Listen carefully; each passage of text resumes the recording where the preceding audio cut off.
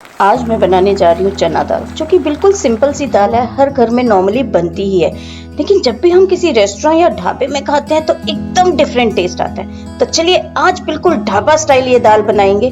पूरा video and तक जरूर देखिएगा। मैं पूरे स्टेप्स टिप्स एंड ट्रिक्स बताऊंगी कैसे हम ढाबा स्टाइल दाल घर पे ही बना सकते हैं। तो welcome back to Food Logics my dear friends. Without wasting a single moment let's start cooking. Dhaba style चना दाल बनाने के लिए मैंने लिया हाफ कप चना दाल। इसको हमें 3-4 बार अच्छी तरह मल के धो लेना ताकि दाल में कोई भी इम्प्योरिटी ना रहे। बहुत अच्छे से हम इसे धो लेंगे। दाल को पूरी तरह अच्छे से धोने के बाद हम इसे पानी में भिगो के रख देंगे। इसे तकरीबन आधा घंटा हम सोक करेंगे। ये देखिए आधा घंटा हो गया है। अब हम इस पानी को निकाल देंगे और दाल को हम कुकर में ट्रांसफर कर देंगे। अब इसमें हम तकरीबन 1.5 गुना पानी डालेंगे, 1.5 कप के करीब, और साथ में ही डाल देंगे 1 चम्मच नमक और आधा चम्मच हल्दी। नमक और हल्दी डालने के बाद हम कुकर को बंद कर देंगे और इसे गैस पे चढ़ा देंगे। अब दाल को हम तकरीबन 3 विसिल्स लगवाएंगे। कि दाल पकने में थोड़ा टाइम लेती है। अगर आप इसे 2 घंटा पहले भिगो देंगे तो 1 या 2 विसिल ही सफिशिएंट है। 2 विसिल के बाद जब पूरा प्रेशर निकल जाए हम कुकर खोल के देखते हैं। ये देखिए दाल हमारी अच्छे से गल गई है। अब होता है स्पेशल ढाबा स्टाइल प्रोसेस शुरू।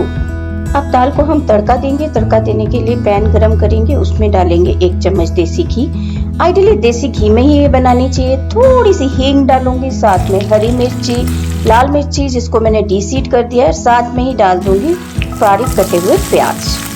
आप चाहें तो प्याज से पहले जीरा भी भून सकते हैं, लेकिन मैं प्याज हल्का भूनने के बाद डालती हूँ 1 चम्मच जीरा। बस इससे जीरे का फ्लेवर बना रहता है। जीरा डालने के बाद हम डालेंगे 1 चम्मच जिंजर गार्लिक का पेस्ट।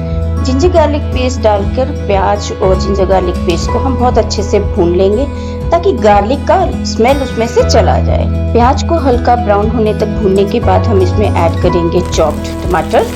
चॉप्ड टमाटर डाल के हम इसको बहुत अच्छे से भून लेंगे। इसी में हम ऐड करेंगे कुछ मसाले, 1/4 टीस्पून हल्दी powder, 1 spoon red chili powder और साथ में डालेंगे 1 बिग स्पून धनिया पाउडर।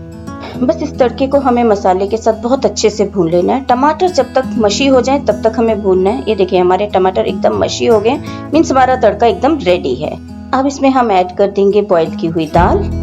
अब इस दाल को हम मीडियम आंच पे 10 से 15 मिनट तक और पकाएंगे, बहुत अच्छे से बॉईल करेंगे।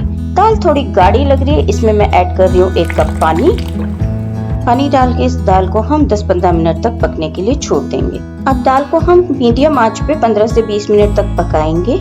और ये देखिए हमारी दाल बहुत अच्छे से बॉईल होने लगी है और साइड्स पे भी लगने लगी है। इसे किसी भी स्पैचुला से स्क्रैप करके दाल में मिक्स करते रहिए ताकि हमारी गाढ़ी मड़ाईदार दाल बनके रेडी हो जाए। दाल रेडी हो गई है, अब हम इसे करेंगे सर्व। आप फूड लॉजिक्स को इंस्टाग्राम, फेसबुक और ट्विटर पे भी जरूर फॉलो कर लीजिएगा।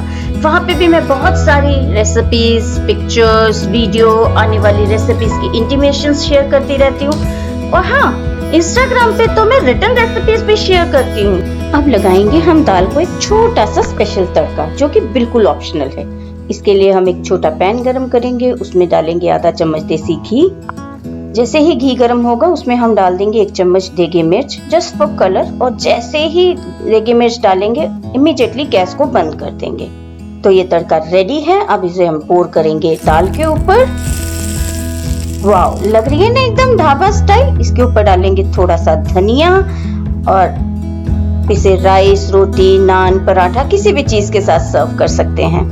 अगर आपको रेसिपी पसंद आई तो वीडियो को लाइक जरूर कर दीजिएगा। और हाँ, फ्रेंड्स और रिलेटिव्स में शेयर करना बिल्कुल भी मत भूलिएगा। और भी ऐसी इजी और मजेदार रेसिपीज देखने के लिए चैनल को जरूर सब्सक्राइब कर लीजिएगा।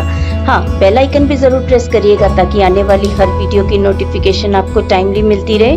तो जल्दी ही मिलते हैं अगले वीडियो में। तब तक के लिए stay healthy, stay safe, take care, bye bye.